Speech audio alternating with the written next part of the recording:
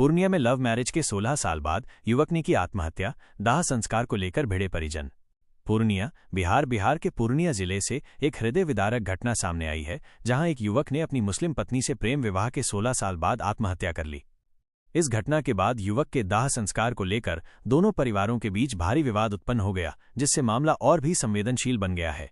ये पूरा प्रकरण प्रेम, धर्म परिवर्तन और पारिवारिक संघर्ष की एक जटिल दास्तान बयां करता है।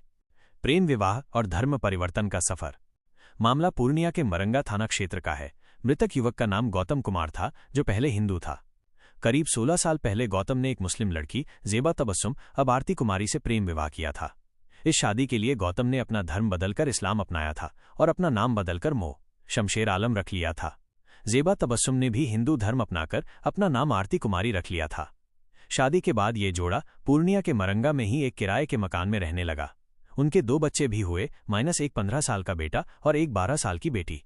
सब कुछ सामान्य लग रहा था और दोनों परिवार इस शादी को लेकर कोई खास विरोध नहीं कर रहे थे। गौतम, जो अब शमशेर बन चुका था, एक निजी फाइनेंस कंपनी में काम करता था और परिवार का भरण पोषण कर रहा था। आत्महत्या का रहस्य। पिछले कुछ समय से गौतम शमशेर आलम मानसिक रूप से परेशान चल रहा था।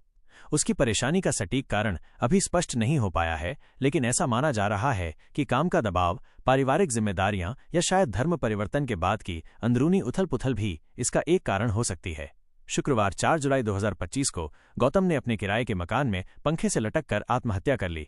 पड़ोसियों और परिजनों को जैसे ही इस घटना का पता चला, वे सकते में आ गए।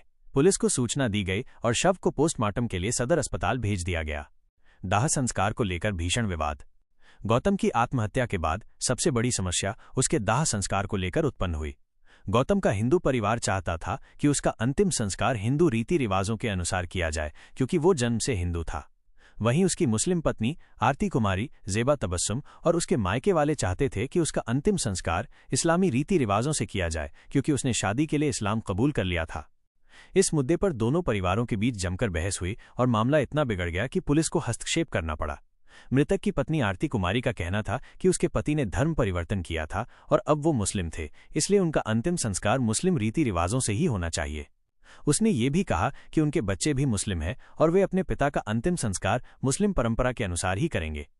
दूसरी ओर गौतम के पिता और अन्य हिंदू रिश्तेदारों का तर्क था कि भले ही उसने शादी के लिए धर्म बदला था, लेकिन उसकी जड़ें हिंदू थीं और उसे हिंदू रीति रिवाजों के अनुसार ही मोक्ष मिलना चाहिए। उन्होंने ये भी आरोप लगाया कि गौतम पर धर्म बदलने का दबाव बनाया गया था, हालांकि इस आरोप की पुष्टि नहीं हो सकी है। दोनों पक्षों के बीच घंटों तक तनाव बना रहा और पुलिस को स्थिति को नियंत्रित करने में काफी मशक्कत करनी पड़ी। पुलिस का हस्तक्षेप और समझौता। पुलिस ने दोनों पक्षों को समझाने बुझाने का प्रयास किया। मरंगा थाना प्रभारी और अन्य अधिकारियों ने दोनों परिवारों से बातचीत की और शांति बनाए रखने की अपील की। काफी मशक्कत के बाद दोनों परिवारों के बीच एक समझौता हुआ। समझौते के तहत ये निर्णय लिया गया कि मृतक गौतम का अंतिम संस्कार उसके बच्चों की इच्छा के अनुसार किया जाएगा।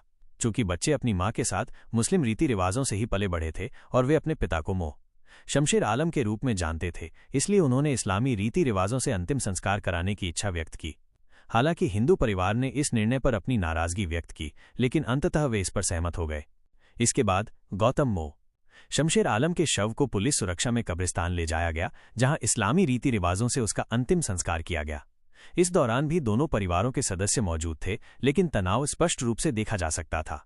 सामाजिक और कानूनी पहलू। ये घटना समाज में प्रेम विवाह, धर्म परिवर्तन और उसके बाद उत्पन्न होने वाली जटिलताओं पर कई सवाल खड़े करती है। क्या धर्म परिवर्तन केवल शादी के लिए था, या ये एक वास्तविक धार्मिक विश्वास का परिणाम था?